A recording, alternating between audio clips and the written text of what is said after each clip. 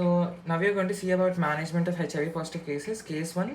A known HIV positive patient conceives and is rarely on antiretroviral therapy. Continue the same antiretroviral regimen. Case 2 is where newly diagnosed case of HIV in a pregnant female. Start ART immediately without any delay irrespective of gestational age, CD4 count and WHO clinical staging. And in case 3, pregnant female with HIV positive with previous exposure to nevirapine and efavirenz in previous pregnancy. In such female, repeating EFV may not be effective. So start on tenofovir disoproxil, fumarate, EDF and lamivudine and efavirenz and lopinavir and ritonavir.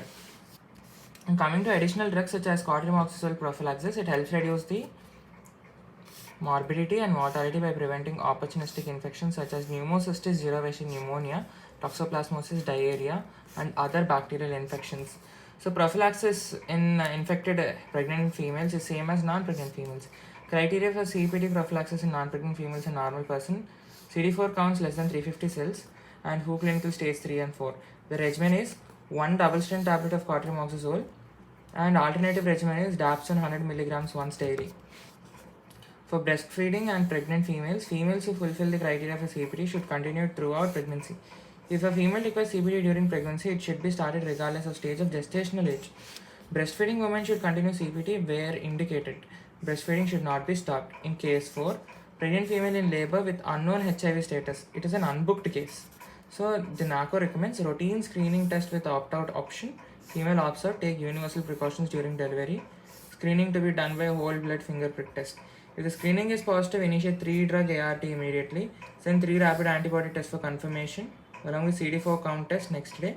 Continue ART during postpartum if antibody tests come positive.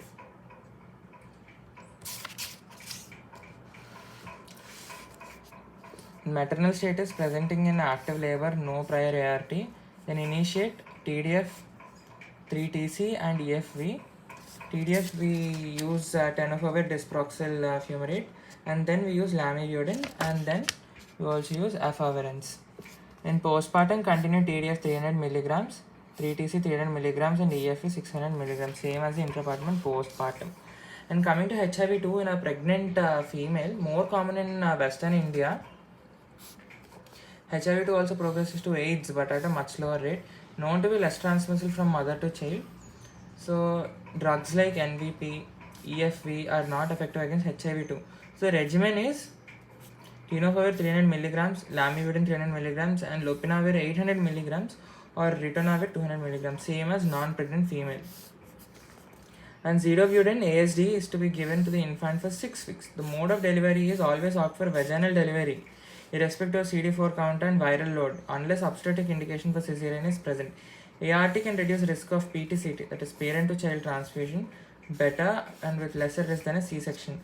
PPTCT, that is interventions during labor and delivery, are minimize vaginal examinations, avoid prolonged labor, avoid artificial rupture of membranes, early clot clamping, that is within 1 minute you have to clamp, and delayed clot clamping in international guidelines is given.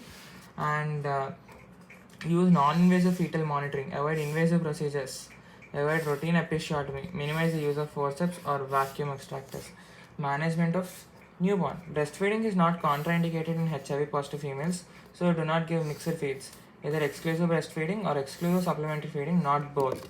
And then nevirapine prophylaxis should be given to all newborns of HIV-1 positive mothers, irrespective of mother breastfeeds or supplement feeds, mother received ART or not. The duration of nevirapine prophylaxis is 6 weeks. It is to be increased to 12 weeks if mother decides to breastfeed and ART is started to the mother in late pregnancy, during or after delivery.